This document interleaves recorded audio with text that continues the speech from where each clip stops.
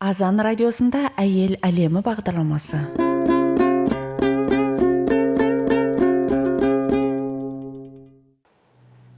Қайырлы күн, қадірменді радио тыңдармандар. Азан радиосының әйел әлемінің кезекті шығарылымы өз бастауын алуда, және оның жүргізушісі мен Жанат Жұмағалиева.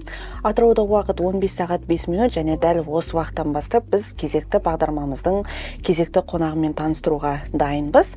Бүгінгі біздің студиямыздың бас қонағы бұл өңіріміздің белсенді жастарының бірі деуге болады. Атырау облыстық жастар мәслихатының аппарат басшысы, Аманат партиясы жанындағы республикалық жастарды қолдау кеңесінің мүшесі Қалмырза Ләззат Нұрлыбайқызы. Ләззат, қош келдіңіз. Сәлеметсіз бе? Көп рахмет. Көңіл күйіңіз қалай, жақсы ма? Өте керемет. Шақырғаныңыз үшін алғысымды білдіремін. Әрине, бұл енді бүгінгі біздің радиомызға келіп отырған алғашқы қадамыңыз. Сізге көп рахмет айтамын. Жастардың көптеген шараларын өткіземін деп қолыңыз тимей жүрсе де, соның өзінде бізге уақыт тауып келіп отырғаныңызға рахмет айта отырып, бүгінгі эфирімізге сәттілік тілей отырып, сұхбатымызды бастаймыз. Ләззат, енді сізді осымен көріп отырғаным алғашқы емес, екінші күнім. Сізді көріп, әлеуметтік парақшаңыздан зерттеу жұмыстарын жүргізгенмін. Талай көп кітаптардың оқырманы екенсіз, және де жастардың шараларын өткізуге өзіңіздің ынтаңызды білдіріп, оған деген жанашырлығыңызды білдіріп жүрген жастардың бірі екенсіз. Әрине, оның екінің бірінің қолынан келе бермейді. Қазіргі енді көбіне бірдей топырақ шашуға болмайды, бірақ та соның ішінде жастар үшін және өңіріміздің дамуына өзімнің үлесімді қосамын, талай жастарды алға басуына қол ұшымды беремін деп жүрген жастар өте аз деуге болады. Бірақ та осы үлкен жобаларды ала отырып, өзіңіздің Алланың алдында сауапты үлкен істер жасап жүргеніне мен кәміл сенемін. Сізге тағы да бір мәрте алғыс білдіріп отырып, мына студенттік шақтағы ең белсенділердің қатарынан болған секілдісіз, иә? Енді Атырау студенттер альянсының мүшесінде үздік кураторы болғаныңызды байқадық. Бұл жобада өзіңізде ерекше сезімдеріңізбен бөліссеңіз, және қандай мамандықтың иесі екенсіз, осы туралы айтып өтсеңіз. Сұрағыңызға көп рахмет. Негізінде жаңа өзіңіз айтып өттіңіз, жастардың арасында әртүрлі пікірлер қалыптасқан, әртүрлі бағыттар бар. Қоғамдағы жастардың белгілі бір тұрғыда өзін өзі тануы, белгілі бір деңгейде әркімде әртүрлі болуы мүмкін. Бірақ соған қарамастан тек қана өзімді ғана ойламай, басқаларға да кішкене пайдам тисін деген мақсатта осындай әзірге қолымнан келгені жастар ісі болғандықтан осы іспен айналысып жүрген жайым бар. Негізі өзім Халдос Мұхамедов атындағы Атырау университетін аяқтаған болатынмын 2023 жылы. Негізгі мамандығым экономика және мемлекеттік басқару. Бірақ дегенмен де мен негізі жаңа мамандық туралы бастап айтып өтейін. Негізінде мен туризм мамандығын таңдаған едім. Негізі бағытым сол болған. Бірақ та өкінішке орай ата-анамның рұқсатымен, негізі ата-анам рұқсат берген жоқ ол мамандыққа. Өзім грант үшін тек қана түскім келген. Бірақ десе де оның да маған берері көп болды. Соған қарамастан ешқандай өкінішім жоқ. Бірақ бірінші курстың бірінші семестрінде өзіңіз де білесіз, АГУ-да оқыдыңыз. Солай ауысу керек болды. Солай өзімнің қазіргі бітірген мамандығыма ауысып кеттім, және қалай сол мамандыққа ауыстым, солай өзімен өзі емес, әрине, бірақ Алланың қалауымен және өзімнің де бір белгілі бір тұрғыда ниетіммен әртүрлі бір есіктер ашыла бастады деп айта аламын. Соның бірі осы Атырау студенттер альянсы деген ұйым болатын. Мен негізінде университеттің активисті болмадым. Шараларға көмектесем, әртүрлі жарыстарға қатысам, бірақ көбінесе осы Атырау студенттер альянсына қосылғаннан бастап бұл облыстық деңгейде жұмыс жасайтын ұйым болғандықтан көбірек күшімді сол жаққа салуға ниет қойдым, фокусым сол жақта болды. Солай алғашқы курстарымда сол ұйымда болып, өзіңіз білесіз, Сәбитов Әділет ол кезде төраға болды. Одан кейінгі төрайымы мен болдым. Солай сол ұйымда жүріп, үздік куратор деген атауды ұтып алған бір жарыс болған болатын. Бұл студенттер деп аталатын, 06 студент деген. Бұл кезде карантин болды, барлығы үйінде, студенттер де үйінде, ешкім студенттік шақты сезінбейді. Тем более бірінші курстың студенттері болғаннан кейін ешкім барлығы үйінде жатқандықтан біз мынандай бір жоба ұйымдастырған болатынбыз. Онлайн жоба болды. Сол онлайн жобада әркімнің өзінің командасы болады, менің де өзімнің командам болды.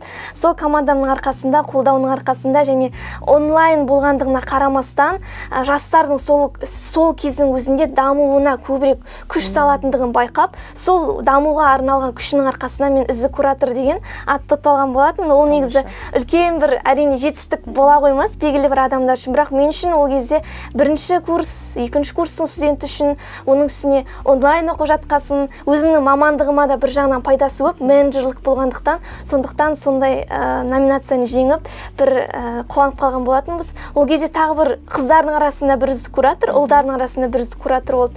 Солай, оның барлығы да бір жағынан мүмкін менің де бір бағым шығар, бірақ десе де сол командамның арқасында болды. Командама осылай барынша сенім артудың арқасында осындай жетістікке жеткен болатынбыз. Сондықтан сол кезде болған командамда болған студенттерге қазір енді көбісі бітіріп кеткен болар, может әлі де оқып жатқан шығар. Бәріңізге рахметімді айтамын. Керемет. Енді мына студенттік альянс мүшелігіне еніп жүріп, сабақ бір жағында қалып қойған жоқ па? Негізі, көбісі солай сұрайды.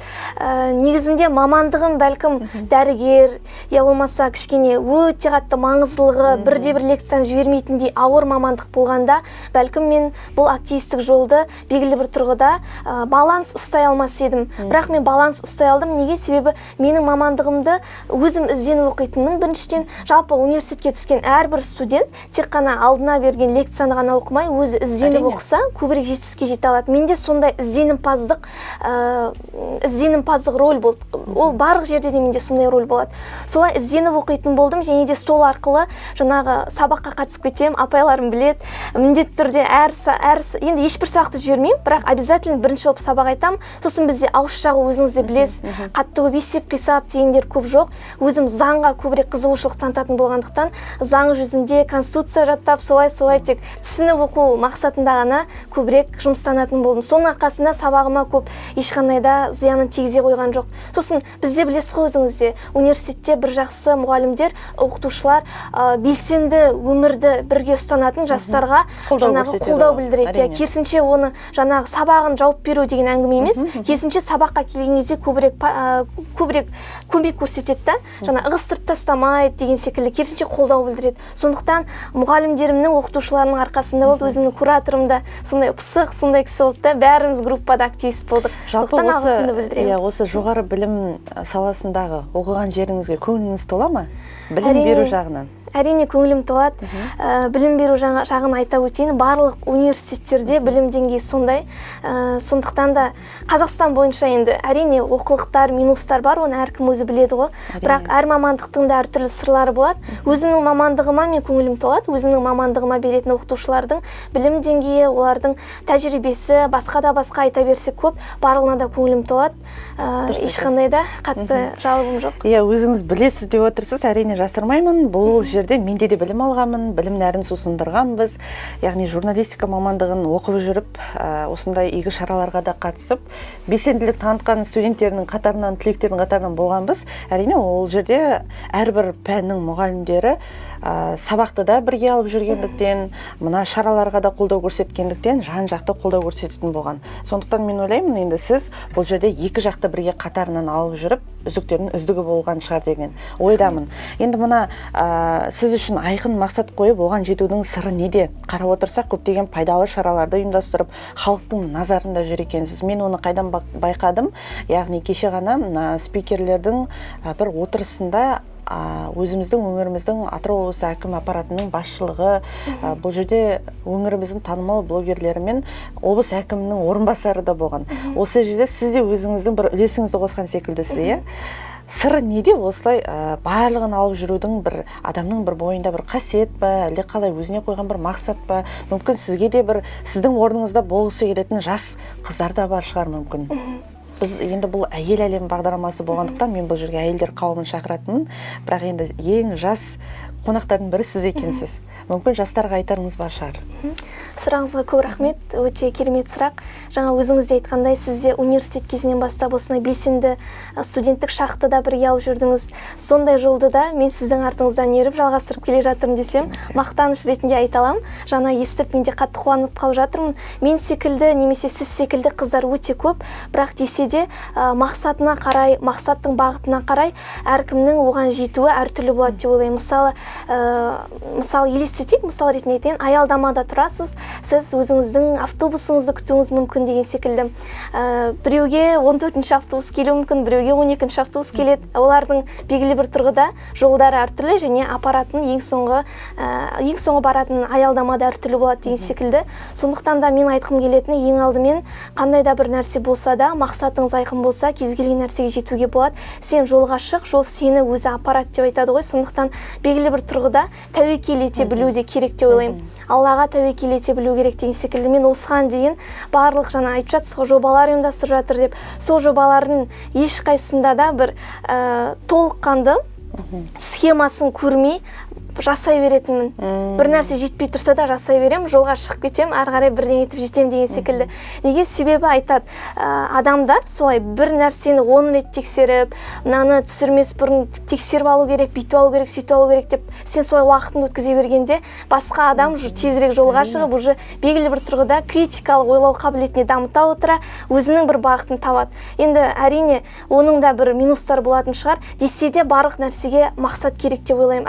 Әркімнің мақсат әртүрлі ғой. Біреу үшін құндылық анасы болуы мүмкін, әкесі болуы мүмкін деген секілді. Біреу үшін құндылық карьера болуы мүмкін, біреуге отбасы, тұрмыс құру деген секілді. Сондықтан әркімнің өзінің ойлау қабілетіне қарай, ойлау өрісіне қарай мақсат айқын болса, оған кім мақсаты қалай айқын болады, солай міндетті түрде оған жетуге тырысады. Ол әркімнің де өзінің мінезіне қарай деп ойлаймын. Ең басты сіз өзіңізге сенімділігіңізді арта отырып, әрбір жобаны қолыңызға алып, енді соның ішінде әрине халыққа бір пайдасы тиеді-ау деген тақырыпқа қарап өзіңіз алға басатын болып тұрсыз ғой, иә? Солай. Қорқыныш жоқ. Қорқыныш болады, бірақ қорқынышты ойлай берсең жасамай қаласың. Менде болды, ең басында қорқам, жасамай қалам, бірақ сосын уже сенің артыңда целая команда тұрған кезде, бәрі саған сеніп тұрған кезде, сен лидер болып ана жерде тұрғасын, сен олардың бәріне жауапкершілік алу керек болғасын, сен уже сезінесің, жасау керек болады, істеу керек болады деген секілді, өзіңді былайша айтқанда тәуекелге тігу керек болады. Дұрыс, бәрекелді. Ләззат, енді жақсы жобаларды алып жүр екенсіз, соның ішінде мына Miss Students байқаудың ұйымдастырушы екенсіз. Біз енді бұл жобаны атқарар кезде кедергілер болды ма, жас қыздарымыз бен болашақ аналарымыздың айырмашылықтары бар ма, жалпы көңіліңіз тола ма деген секілді, әлде толғандыратын бір жайттар болды ма? Енді сіз көптеген жас қыздар, яғни болашақ аналар, болашақ енді біреудің аяулы жары деген секілді, осы қыздар жарысқа қатысқан кезде бір байқа көңіліңізге тиетіндей бір өздерінің бір сондай мінездері деген секілді бір кемшіліктерін байқамайсыз ба? Негізінде жаңа айтқандай, осы жоба, жалпы бірінші айтып өтейін жоба туралы. Бұл Miss Students байқауы негізінде алдыңғы жылы мен Атырау студенттер альянсының төрайымы болған кезде студент қыздарға арнап жасаған болатынмын. Негізі бұрыннан сондай қазақ аруы деген секілді байқауларға мен қатты қызығам, бірақ өзім қатысқым келмейді, бірақ ұйымдастырғым келетін болды. Енді дәл сондай форматта болмаса да, бірақ Атырауда сондай жобаны ұйымдастырғым келді. Солай алдыңғы жылы өтті. Ол кезде де 10-ға жуық қыздар қатысқан болатын, өте жоғары деңгейде өтті деп айта аламын. Және осы жылда тағы ұйымдастырып жатырмыз. Бұл жердегі негізгі мақсатымыз, өзіңіз де білесіз ғой, қыз балалар негізі эмоцияға көбірек эмоционалды болады деп айтуға болады.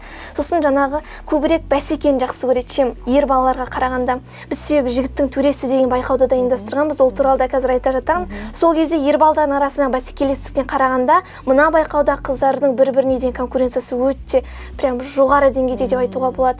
Бір-бірін тек озғысы келіп тұрады. Қыздардың өзіңіз де білесіз ғой, бірінші болуды қалайды, жеңімпаз болуды. Сондай бір өздерінде бір мақсат болады да. Енді бұл жерде біздің мақсатымыз көп байқаулар негізі әртүрлі нәрселерді қамтиды ғой. Өзіңіз де білесіз, Miss Қазақстан деген секілді. Біз өткізгіміз келіп отырған жоба ұлттық құндылықтарға бағытталған. Себебі қазіргі таңда жастардың арасында патриоттық сезім, ұлтқа деген, отанға деген сүйіспеншілік деген секілді белгілі бір таңда сіздердің кезеріңіздегі деңгейден қарағанда төменірек деп айтуға болады. Сол себепті енді бар жаңа қыздардың ішінде орысша сөйлейтін деген секілді енді тілден басталады ғой, не дегенмен барлығы. Сондай секілді кейбір кемшіліктер де болуы мүмкін. Бірақ десе де әркімнің кемшілігін кішкене құрметпен қарап, мен де қабылдауға тырысам, оларды да түсіну керек деген секілді оймен. Кімнің де қандай да бір заңда да жазылған ғой, қандай да бір принцип болса да бәрін де құрметпен қарауға, оны сақтауға тиістіміз деп. Сол себепті де қыздарды осы ұлттық құндылыққа бағыттау мақсатында қыздарға фокус қоя отыра бүкіл халыққа сол нәрсені насихаттау мақсатында жасағымыз келіп отыр. Сосын енді көріп жатырсыздар, естіп жатырсыздар, қоғамда қыз балаларға деген белгілі бір тұрғыда теріс пиғылды, теріс ниетті іс-әрекеттер көбейіп кетіп жатыр. Зорлық-зомбылық, немесе ұру-соғу, отбасында да кішкене әйел адамды төмендету деген секілді. Бұл белгілі бір тұрғыда неден туындайды? Қыз балалардың сауатсыздығынан туындауы мүмкін. Немесе жаңағы отан отбасынан басталады дейді ғой, отбасына деген көзқарастың дұрыс қалыптаспағанынан басталуы мүмкін. Сол себептен де осы жобаны сол бір қоғамдағы қыздардың қоғамдағы орнына байланысты минустарды да көрсету бағытында жасағымыз келіп отыр. Сосын енді мен өзім тарихты қатты жақсы көремін, оны да байқаған шығарсыз. Соның ішінде тарихта қазақ қыздарының рөлі туралы көбірек айтқан жақсы көремін. Енді көбірек бізде ер адамдарды көбірек көтереміз ғой, енді әрине де ол да дұрыс, бірақ қыздарымыздың да тарихта орны бар, еңбек еткендігі, оның ішінде басын бәйгеге тіккендігі, репрессия құрбандарының ішінде де қазақ қыздары болды. Міне сондай секілді ұлы қыздарымызды, әйел адамдарды, аналарымызды, апаларымызды, томиристен бастапқы поколениялардың барлығын осы жақта көрсетіп, бір халыққа соны насихаттау мақсатына жасағымыз келіп тұр. Себебі бізде сән әлемі деген кезең бар. Сол кезде біз осы қыздарымыздың образымен шыққалы жатырмыз. Томиристен бастап, ұлттық киімдермен Томирис бар, Баян сұлу Қыз Жібек, тіпті Қыз Жібек пен Баян сұлуды да білмейтіндер қаншама. Одан бөлек Назипа Құлжанова деген секілді, одан бөлек бізде көптеген Рабиға Сұлтан, Фатима Сұлтан деген секілді көптеген тарихта тұлғаларымыз бар. Соларды бірі білсе, бірі білмес, соларды көрсету мақсатына да осы байқауды жасағымыз келіп тұр. Фокустың барлығы ұлттық құндылыққа бағытталған. Енді қыздардың өнерлері де соған қарай, бірақ десе де заманауи стильде бірге қарап, алып, өте көп енді қатты тарихи болып кетпейді ғой, десе де заманауи стильде бірге алып осында жасағымыз келіп тұр. Ұлттық дәстүрді сіз ең бірінші мақсатқа қойып отырсыздар, иә? Иә. Жалпы жас ерекшеліктері қай вақытта? Жас ерекшеліктері 15 жаспен 15, 16 және 22 жасқа дейінгі аралықта әрбір оқу орнының студенттері қатыса алады. Осы жылы біз 50 қыздың арасынан 7 қызды ғана іріктеп алдық. Бойына да қарадық, салмағына, енді барлық параметрлерге қарап, әрине де жетістіктеріне де қарадық. Тек қана әдемі ғана келбетіне ғана емес, ішкі жан дүниесіне де барлық жағына да мән беріп, осы қыздарды өзіміз таңдап алған болатынбыз. Қазір енді финалдық бәсекеге дайындық жүріп жатыр қыздарымызда. Инстаграм парақшамызды қарап отырсаңыздар, осы байқау туралы барлық ақпарат сол жақта жарияланған. Ал енді қыздарға келетін болсақ, қыздардың жаңа айтқандай таңдап алған кездегі параметрлердің ішінде қазақ тілін меңгеруі деген секілді, одан бөлек жеткен жетістіктері, өзін-өзі ұстауы, харизмасы, жалпы сахна мәдениетін қалай ұстау керек, қалай жүріп тұру керек деген секілді киім киісіне де барлығына да мән беріп таңдаған болатынбыз. Оның ішінде мен айта аламын, қыздардың барлығы да, енді кастингке келген қыздардың барлығы жақсы, ешқайсысын жаман демеймін, бірақ десе де алға суырылып, белгілі бір харизматикасымен, өзінің бір характері, бір мінезімен ерекшеленетін қыздар болды. Сұлулығына ақылы көркі сай деген секілді. Сондай қыздарымыз болды. Сол қыздарымызды таңдап, бұйырса финалға өзіміздің дайындығымызды қатты бастап жатырмыз. Кемшіліктер болса айтамыз, айтпайды емес, бірақ десе де көбірек жаңа құрметпен қарауға, көбірек ұрыспай, нетпей, жайырақ түсіндіруге, немесе өмірлік сабақ болатындай оқиғаларды көбірек олардың өмірлерінде өткізуге тырысудамыз. Сондықтан кемшіліктер болса, әрине бірге жұмыстанамыз. Сондықтан оларға келген сын маған да сын деп ойлаймын. Сол үшін де сондай ойым бар. Енді осының барлығынан сынсыз өтуге тілектеспін. Ең бастысы адамға керек абырой ғой. Осы абыройлығыңызбен әлі де талай жетістіктерге жетеді деген ойдамын. Соның ішінде жастарды алға тарту жолында ол әрине оңай емес. Әртүрлі адамдар бар. Бір адамның түрлі мінезі бар деген сияқты, қыры-сыры бар деген секілді.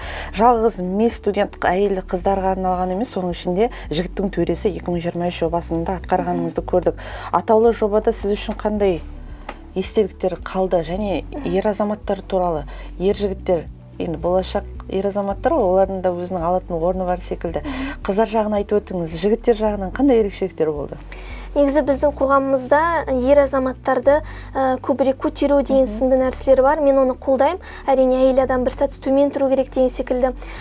Сонымен қатар енді ер адамдарды, мен өзім әйел адам болғасын ондай көп не айтпай-ақ қояйын. Ер адамдарға сын ешқандай да қарсы ойым, еш нәрсе жоқ. Өзімізде де отбасымызда әкеміз шешім қабылдайды деген секілді. Алдағы уақытта да сондай қоғам болғандығын мен қалаймын.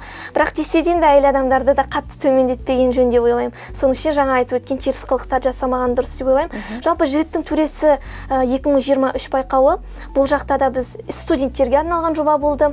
Ішінде бірақ бір оқушы қатысты, өзінің бағына орай сол жігіт оқушы бола тұра жігіттің төресі деген атақты ұтып алып бірінші орын иегері болған болатын. Жалпы бұл байқау өте қатты қызыққа толы болды. Бізде әкелер күні деген күн бар. Осы жаз айында, маусым айында тойланады екен, нақты күн білмей тұрмын, бірақ біз сол моментке өткізген болатынбыз. Негізінде бір байқағаным, бізде әйел адамдар сөзге жақсырақпыз ғой, сөзге шешен, сөйлеп тұрамыз, ялмаса бір белгілі бір нәрсені бір дипломатичен шешіп кетеміз, тактикалық тұрғыда қаттырақ ойланамыз деген секілді. Бұл жобаға қатысқан балдар сондай болды ма, немесе жалпы ер адамдар сондай ма, кішкене сөздік қорлары жағынан ерекшеленді. Кейбір енді балдар болды, шынымен де жақсы сөйлейді, жақсы нетеді деген секілді. Былай қарасам, өте жеңіл сұрақтар қойылды финалда, бірақ бір екеуі ғана жауап берді, қалғандар жауап бере алған жоқ. Дәл сондай жаңағы Miss Students байқауында да болған еді. Бірақ енді олда да қандай сұрақ қойғанда олар қиналды көбіне? Ситуациялық па, әлде тарихи әдеби сұрақтар қойғанда ма? Тарихи әдеби ситуациялық сұрақтар да қойылды. Мысалы, қыздарға біз жылда қоямыз, қызға 40 үйден тыйым дегендерді. Ер балаларға да сондай сұрақтарды қойған болатынбыз. Андай байғазы деген ондай сұрақтар емес, ол жыл сайын келетін сұрақтар ғой. Кішкене критикалық ойлауына өзінің субъективті ойын бірге қоса алатын сұрақтарды қойғымыз келеді. Мына әлемге не бере аламын деген секілді сұрақтарды бірге қосып дегендей, ондай қатып қалған бір формула сұрап ондай жоқ. Бірақ десе де сол жағын байқадық. Ал өнерлеріне келетін болсақ, ер балдардың да осы именно жігіттің төресінде өте қатты өнерлері ерекшеленген болатын. Мен негізі ойлағам, кішкене ер балалар ғой, может быть, кішкене мән бермей қалам екен деген секілді, бірақ жоқ, мән беріп, сондай жоғары деңгейде өздерінің өнерлерін көрсетіп, өте қатты халықтың көзайымына айналды деп айтсам болады.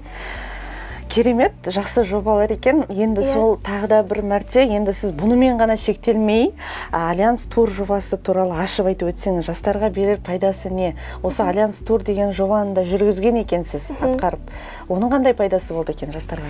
Негізінде жаңа айтып өткендей, мен 2023 жылы Атырау студенттер альянсы деген ұйымның төрайымы болып тағайындалған болатынмын. Сол кезде енді мен өзім бұған дейін публиканы көп қаламайтын, публикада көп жүргім келмейтін, ялмаса былай сөйлеп шығуға кішкене қысылатын, сондай позицияда болдым. Бірақ қалай енді маған төрайым боласың, басқарасың, лидер боласың дегеннен кейін ондай позициядан арылуға тура келді, керісінше шығуға, керісінше командамды сүйреуге, оларды көрсетуге, бірақ бәрібір де өзімнен қарағанда соларды көрсетуге көбірек күш салатын болдым.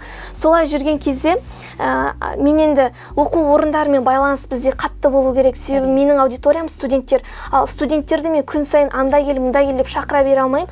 Ең алдымен мен олардың басшылығымен кездесуім керек, оларды тануым керек, білуім керек, олар да мені білу керек деген секілді. Солай ойы келді, может Альянс Тур деген бір жоба жасау керек, соның атын Альянс Тур деп қояйық деген ой келді. Солай өзім жүріп, қасыма студенттерім бар, барлық оқу орындарын араладық, түгел араладық деп айта аламын. Колледждерден де сол кезде айтып жатыр, бізге былай келмейді, студенттерді іздемейді, осылай келіп бізге дебат үйретіңдерші, ананы үйретіңдерші, мынаны үйретіңдерші. Енді ол жақта 9-шы сыныпты бітіріп сразу келеді. Сосын бізде байқасаңыз көбісі ұл балдар оқитын колледждар ғой. Соған қарамастан ұл балдардың да бұл жерде инициативасымен осыны жасайық, осыны істейік деген секілді спорттық шараларды да жасайық деген ұсыныстарын ести келе, сондай бір жобаның арқасында сондай ұсыныстарды естідім деп айта аламын. Ең бастысы бұл жобада басшылықпен танысу, директорлармен, оның орынбасарларымен, әсіресе тәрбие жөніндегі орынбасарларымен, одан бөлек әрбір оқу орнында жастар ісі бойынша бізде КДМ деп айтады, инспекторлар, мамандар болады, солармен танысу мақсатында, ынтымақтастықты нығайту мақсатында солай аралаған болатынбыз. Соның арқасында міне жаңа айтып өтейін, Miss Students та жақсы өтті, жігіттің төресі де жақсы өтті. Одан бөлек ең қатты өзіме жылы, ең қатты ұнаған жобам ол студенттік көктем болатын. Сіздердің кездеріңізде де ол қатты дүркіреп тұрып ұйымдастырылатын еді. Бірақ карантин болып ол жоба кішкене іске аспай қалды да. Содан енді мен студенттермен жұмыс жасағасын, оны жасамай қалу кішкене ұяттау болатын секілді болды. Содан тоже спонсорлар іздеп, қалай болады екен, не болады екен. Әрине спонсорсыз-ақ студенттер студенттерге ешқандай подарка бермей, ештеңе бермей алғыс хатпен жасай салуға болады. Бірақ өзіме де маған кішкене реніш болар еді, егер мен солай еңбектеніп бәріне қатысып келген кезде дым бермей қалса деген. Енді бәрібір күтеді ғой студенттер жағы, бала болғандықтан деген секілді. Солай міндетті түрде әрбір жобада спонсор іздеумен болатын болдым.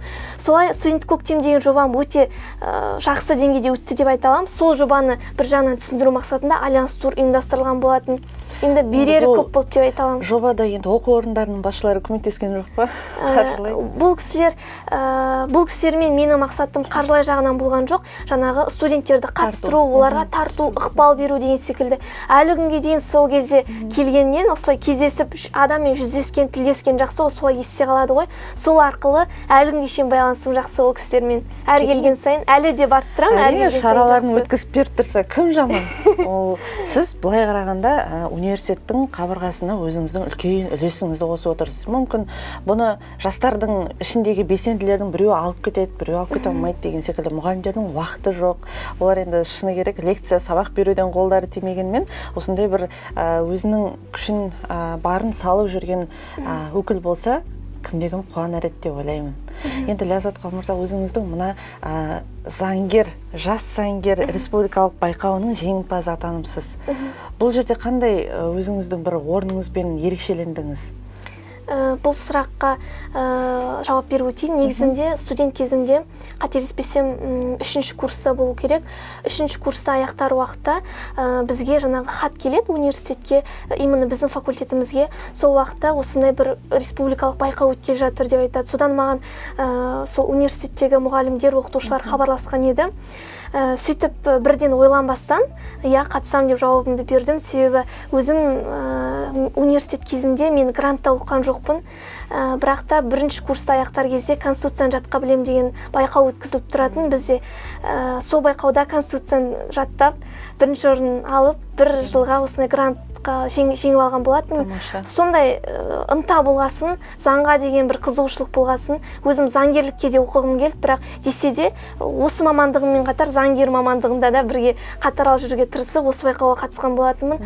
Бұл байқауда республикалық деңгейдегі адвокаттар, әртүрлі спикерлер, прокуратурада жасайтын әртүрлі мықты білікті мамандар бізге лекция оқитын болды. Ең алдымен тесттен өтеміз. Сол тесттен кім жоғары деңгейде жинайды, әр облыс бойынша бір-бір адамнан жинау керек. Сол Атыраудан мен жеңіске жетіп, республикалық деңгейіне өттім. Солай 2 ай, қателеспесем 2 немесе 3 ай, 2 ай секілді, 2 ай көлемде лекциялар оқып, ол кезде тоже онлайн, әлі де карантин кезі. Сөйтіп лекция оқимыз, тест тапсырамыз. Енді жаз ғой, каникул, соған қарамай сабақ оқып, әйтеуір білімімізді шыңдап, соның арқасында жас заңгер деген осы байқаудың жеңімпазы атанған болатынмын. Сосын Астана қаласына шақырту алдым, сол жаңағы спикерлердің қасына, бірақ десе де мен оған бара алмадым. 4-ші курс болғаннан кейін бітіруші түлекпін, дипломдық жұмыс бар деген секілді. Сосын бара алған жоқпын. Бірақ десе де бұл байқаудың моралі, мәні неде? Бұдан жеңген әрбір адам, студент, осы оқығанын 2 ай бойы оқыдым ғой мен. Сол оқығаныңызды сіз басқа студенттерге жеткізу керексіз. Басқа студенттерге тренинг сияқты, лекция сияқты, немесе онлайн бір WhatsApp-тан группа ашып па, солай оқытып үйрету керек соларға да. Өзіңізде қалып қоймау керек. Негізі шынымен де айтады ғой, үйренгеніңді біреуге үйрету керексің деп. Бұл әрбір адамның өмірлік бір миссиясы болу керек. Өзімде де миссия сондай болғасын, маған қатты қиынға соққан жоқ. Сол кезде басталып, 4-ші курстың басында заңгер мамандығына дайындайтын оқу орындарына барам, хат жіберем, мен осылай тренинг жасауым керек, осылай жеңіп едім, маған студенттер жинап беріңізші деп баратын. Сол кезде заңгер мамандығында оқи тұра, ешқашан сот отырысы өтпеген группалармен де мен таныс болдым. Енді бір жағынан кабинет жоқ, сот отырысы өтетін, оның өзінің кабинеті болу керек. Ондай кабинет бізде Агуде бар, соған апарып балдарды оқыта бастадым, үйрете бастадым. Енді постоянно оларды жинай беру оңай емес, бірақ десе де 1-2 рет болсын барып түсіндіріп оқыттым. Бірақ кейін солай жаңағы әсіресе колледж студенттерінде ондай мүмкіндік жоқ, сот отырысын өткізетін, солай қызығушылықтар артып, келінші апай деп кері шақырғандары болды. Әлі де шақырады, енді баруға тырысам, бірақ десе де сондай кішкене практикалық тұрғыда студенттерге қағаздан оқи бергеннен қарағанда көзбен көрген жақсырақ та. Андай расследование жасайтын болдық, тырнақ іздерін, саусақ іздерін аламыз, тағы да басқа жаңағы болады ғой, көлік айдап келе жатқанда мас адам ма мас адам емес па соны анықтайтындай әртүрлі экспертиза жасаймыз. Неше түрлі қызықты нелер жасайтын болдық. Солай заңға дейін қызығушылықтың арқасында айтпақшы осы агудың ішінде өзіміздің ұйымымызды құрдық. Саясы элита деген, қазақ саясы элитасы деп құрдық. Сол кезде ондай ұйым негізі бола қойған жоқ, бірақ бізден де кейін мүмкін ашылған шығар. Сол уақыттың өзінде жаңағы саясат, құқық деген секілді салаларға қызығушылық танытатын сіз секілді, біз секілді жастарды жинап, әр оқу орнынан келе беретінбіз. Солай ұйымдасып, жаңағыдай сот отырысын өткіземіз, бірсе тағы бірдеңе, бірсе есепшілік бойынша бір нәрсе өткіземіз, жаңағы мамандығымызға қатысты әдеп отырысын өткіземіз. Өзіміздің ішімізде енді мұғалімдердің де белгілі бір тұрғыда уақыты тапшы болатын шығар, бірақ соған қарамай өзімізде бір пайда алып келейік, бізден кейінгі балдарға кішкене пайда болсын, көрсін деген ойда соны ұйымдастыратынбыз. Сондай бір қызықтар болған сөйтіп шақта. Енді сіз өзіңіз заңгерлікке қатты бейім болған екенсіз, иә? Енді болашақта мысалы заңгерлік жағынан сіз былай қарағанда заңгер ме, әлде судья болуды көздейсіз бе? Былай қарағанда өзіңіз былай қиялдап па, мысалы мақсат қойып көрдіңіз бе солай? Қай жағынан көргіңіз келеді өзіңізді? Негізінде айтады ғой, мына судьялардың қабілеті, кішкене мінезі, негізі заңгер мамандығында оқитындар мінезі көбірек қаттырақ болу керек деп санаймын өзім. Кішкене эмоцияға көп берілмейтін, суық миымен шешім қабылдайтын деген секілді өз-өзін контроль жасап бақылай білетін адам бола білу керек деп ойлаймын. Енді қазір бізде жас кез болғасын ба бір қызуғандылық, енді қызуғандылық дегенде ашушаңдық емес, бірақ десе де бір қызып тұратын шақ дейді ғой қазіргі жастар. Сондықтан мен өзімді болашақта судья ретінде көре алмаймын, бірақ десе де мүмкін заңгерлікпен айналысуға болады. Заңгер болғанның бір жақсысы кез келген адамға кішкене көмектесе аласың. Ал судья ол кішкене жаңағы айтқан секілді оның құзыреті өте басқа деп ойлаймын. Дұрыс. Мына енді конституция заңдарын жаттау сізге қиын болмаған секілді, иә? Болашақта мемлекеттік қызметші ретінде өзіңізді көрер ме едіңіз? Мысалы, облыстық әкімшілікке деген секілді, ол жерде енді қателеспесем 8 заңды жаттау керек қой. Осы болашақта осы туралы ойлап көрдіңіз бе? Мүмкін осы заңды жаттай отырып барлығын жақсы бір лауазымды орыннан көрер ме едіңіз өзіңізді деген секілді. Әрине, сұрағыңызға рахмет. Негізі конституцияны жаттау ол кезде мен үшін, сол кезде мен не үшін жаттадым? Грант үшін жаттадым. Негізі мақсатым сол болды, бірақ қалай мен жаттай келдім, ана заңда жазылып тұрған нәрселерді қалай оқыдым, ішінде келіспейтін нәрселер де бар, келісетін нәрсе де бар. Еще ана ең бірінші бетін ашқан кезде 10 шақты рет десем қате болар, бірақ сондайға жуық рет өзгертілгендігін көрген кезде, оның Америка құрама штаттарының заңы өте аз, қанша ғасырлар болды, келе жатқанына сондай аз рет қана өзгертілген. Біздің заңымыз осынша қатты көбірек өзгертілетінде не болды деген ой туындай бастады. Солай, сонан бастап қызығушылық оянып, грант жеңгеннен кейін енді одан кейін жалғастыру керек, мақсат орындалса да миссия міндетті түрде жалғаса беру керек. Сөйтіп, әрі қарай жалғастырып, заңға деген қызығушылығымды арттыра түстім, жаңағы нәрселер жасай арқылы. Егер ондай нәрсені жасамағанда менде өшіп қалар еді қызығушылық, бірақ өшірмей әлі де соны алып келе жатырмын. Бірақ қазіргі таңда негізі менің мамандығым бойынша негізі шынымен мемлекеттік қызметкер болу керекпін. Бірақ қазіргі кезде енді ол жаққа, жастық шағымды ол жаққа қия алмай тұрмын. Дұрыс айтасыз. Негізі, мен сізді қолдаймын ол жағынан. Неге? Себебі ол жерге қызметке тұрған соң сіз барлық жағынан өзіңізге шектеу қою керексіз. Тіке кіріп, тіке шығу керек деген секілді. Енді өзім әкімшілікте жұмыс жасағасын, ол жерде қатаң өзінің тәртібі бар, этикасы бар, уақыты бар, уақытпен жүру деген секілді. Айтқан сөзге жауап беру деген секілді. Ол жас қызуымен сіз қазір көп нәрсені байқамай айтып қалуы да мүмкінсіз деген секілді ғой. Сондықтан оған да әлі жете жатарсыз деген ойдамын. Сізге бұл заңды жаттау жағы қай тілде жеңілдірек болды? Орыс па әлде қазақша? Қазақ тілінде. Қазақ тілінде, негізі орыс тілінде түсініктірек, қазақ тілінде кішкене тілге қиын, бірақ қанша көбірек оқи түссеңіз, сосын орысшамен де салыстырып қарасаңыз, қазақ тілінде жаттаған өте дұрыс деп ойлаймын. Нағыз патриоттардың бірі десек те болады. Тілін сатпаған жастардың бірі екенсіз. Ең кереметі, сіз республикалық жастар сыйлығының иегері атанған екеніңізді байқадық. Енді атаулы жетістіктер үшін алғыс білдіретін тұлғаларыңыз бар ма? әрине алғыс білдіретін тұлғаларым бар. Ең алдымен Алланың қалауымен, одан кейін ата-анам бар қолдап отырған, одан соң менің жұмыс жасап жатырған мекемемдегі Абылай Құрметұлы ағайымды айтып өтсем болады. Және де осы жастар рухы, жастар қанаты атырау облыстық филиалы Аманат партиясының мамандарына да, жалпы осы қолдау білдірген, осыған дейінгі жасап жатқан жобалардың барлығында өзінің демеушілігін қосқан әрбір жанға аттарының бәрін айтсам кішкене ұзақ, сондықтан барлығына да алғысымды білдіремін. Бірақ десе де ең алдымен осы басшымыз Абылай Құрметұлының арқасында сол кісі жұмысқа шақырып, бірге жұмыстанып, оның алдын осы жастар маслихаты деген жобаны қолға алып, соның арқасында міне осыдан жетістікке жеттік. Бірақ десе де бұл сол бір ағымдағы ғана бір көрсеткен жетістіктерге байланысты деп ойламаймын. Бұл осы жыл бойына, одан бұрында жасаған, егер де ешқандай нәрсемен айналыспай тәжірибе жинамаған болсам, қателеспеген болсам, мұндай сыйлыққа ие боларым мүмкін емес еді. Сол себепті сол жинаған уақыттың тәжірибенің арқасында осындай бір жетістікке жеттім деп ойлаймын. Сондықтан рахмет тағы да. Дұрыс айтасыз, енді адам өмірінде екі нәрседен жаңылмау керек дейді ғой. Біреуі мамандық таңдаудан болса, екіншісі жар таңдаудан. Енді сіз қазір жастық қызумен көп істерге, көп игі шараларға араласып жүрсіз. Енді болашақта жасыңыз небәрі 21-де екен. Болашақ жар таңдаудан өзіңізге алға бір қойып отырған принциптеріңіз бар ма? Енді өмір бақи адам осылай жалғыз жүрмеу керек. Жалғыздық тек қана Аллаға тән дейді ғой. Бірақ та енді өзіңіз болашақта сүйген жарыңызға таңдау жағына келгенде қояр бір шектеулер бар ма? Негізі әрбір адамның таңдау құқығы бар ғой. Бірақ дегенмен де менің принципім, ешқандай принципім жоқ болашақ жарыма деген. Неге? Себебі Алла Тағала әрбір адамды тең-теңмен жаратады.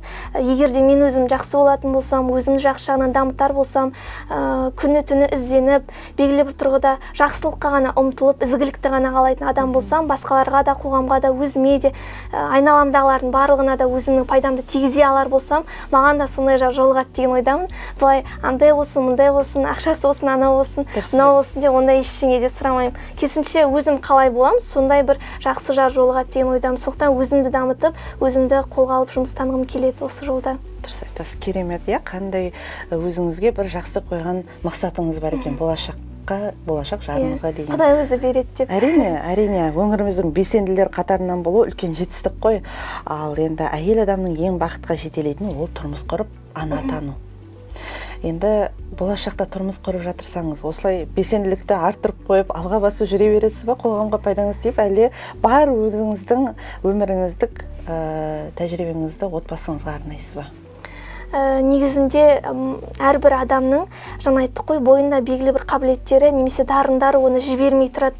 Оны тұншықтыра алмайсың, оны баса алмайсың, шабытты өшіре алмайсың. Шабытты өшіре алмайсың. Бірақ енді өмірде Құдай сақтасын, өте қатты бір ауыр соққылар, сынақтар мүмкін өшіретін шығар. Бірақ десе де ондай нәрселер болмайтын болса, барынша негізі өшірмей, керісінше бірге жұмыстануға, болмаса аздап болса да баланс ұстауға көбірек тырысу керек деп ойлаймын. Мен негізі мүлде ойланбайды екенмін, тұрмыс құру туралы, немесе жар таңдау туралы ондай ой жоқ. Бірақ енді ойлану керек болса, әрине уақыты келе, егер ондай жарым болып жатса, ақылдасып, сол адаммен мүмкін бірлесіп өмір сүретін шығармыз. Бірақ менде де сол жаңағы бірге ақылдасу деген нені ұстанам, принцип ұстанам. Бір адам менің орныма шешім қабылдағанын, ондайды көп қалай бермеймін, және мен де ол адамның орнына шешім қабылдағанды қаламаймын. Керемет. Енді Ләззат, көп жақсы әңгіме өрбіттік, жақсы ақпараттар айтылды, мағлұматтар айтылды. Сізге үлкен рахмет айтамыз. Осы еңбек жолыңызға тек қана шығармашылық табыс тілеймін. Көбіне шығармашылық табыс тілеймін, себебі адамға бұндай жобада тек қана шабыт керек, шығармашылық жетістіктер керек. Әлі де ізденетін білімдеріңіз бар шығар. Осы білім іздеуден шаршамаңыз деген ниетпен сізге барлық жақсылық атауын тілеймін. Көп рахмет. Осылай тек өңіріміздің белсенділері болып, жастарды алға сүйрейтін өкілдердің бірі болып, елдің алғысын алып жүре беріңіз деген келеді. Біздің мына Азан радиосының тыңдармандарына айтар жақсы бір тілегіңіз болса. Көп рахмет. Алдымен өзіңізге тілек білдіргім келеді. Осылай көріп, шақырып, естіп, біліп, студияның қонағы ретінде шақырып отырғаныңызға үлкен алғысымды білдіремін. Аз ғана уақыт танысам да, осындай нұрлы жүзіңіз барлығын өзі айтып тұр. Жаңада аз ғана уақыт сөйлескеннің өзінде де өзіңіздің осылай белсенді өмір салтын әлі де бұзбай ұстап келе жатқаныңызды айтып, жаңа соңғы қойған сұраққа жауап ретінде айтып кетейін. Мен де сіз секілді жүруге, сізді үлгі тұтуға барынша тырысамын қолымнан келгенше. Сондықтан сіз де тек қана маған емес, мен секілді немесе кез келген қазақтың қызына үлгі боларлық әйелсіз, анасыз деп айта аламын. Сондықтан сізге де тек қана әйел бақытын тілеймін, аман жүріңіз, бақытты болыңыз, жолыңыз ашық болсын, сізге де шығармашылық табыстар тілеймін. Үнемі осы жерде әдемі ұлағатты аналарымыз, әдемі аруларымыз, сұлу қыздарымыз келе берсін. Енді тыңдарман осылай комплимент айтқан жақсы ғой негізінде. Тыңдармандарға айтарым, әрқашан осы Азан радиосы қосулы болсын. Осы жақтан үнемі өздеріңізге қажетті тың ақпараттарды, пайдалы ақпараттарды тыңдай аласыздар. Бірге болыңыздар, бір толқында болыңыздар. Жолдарыңыз ашық болсын, аман жүріңіздер. Еліміздің тәуелсіздігі тұғыры биік болсын, және де салиқалы, саналы ұрпақтарымыз көбейе берсін. Аман сау жүріңіздер дегім келеді. Көп рахмет тағда. Рахмет Ләззат. Ақ тілегіңізге әмин деп қояйық, себебі біз қазіргі таңда Алланың үйінде отырмыз. Осы жақсы тілектің барлығы өзіңізге екі еселеп келсін деген ниетпен, маған айтқан тілегіңіз өзіңізге екі еселеп келсін, және Алла бұйыртсын деймін сондай бақытты. Енді жалпы өзіңіздің ұстанымыңыз адал ниетті, әділетті қазақстандық патриотизм ұстану менің борышым дегенсіз. Осындай тақырыппен бүгінгі біз бағдарламамызды тамамдаймыз. Бүгінгі біздің студиямыздың қонағы Қалмырза Ләззат Нұрлыбайқызы. Сізге көп рахмет. Тағы да біздің эфирімізде жақсы бір тақырыптармен жолыққанша деймін. Сау саламатта болыңыздар. Бұл Азан радиосы әйел әлемі қосулы болсын. Азан радиосында әйел әлемі бағдарламасы.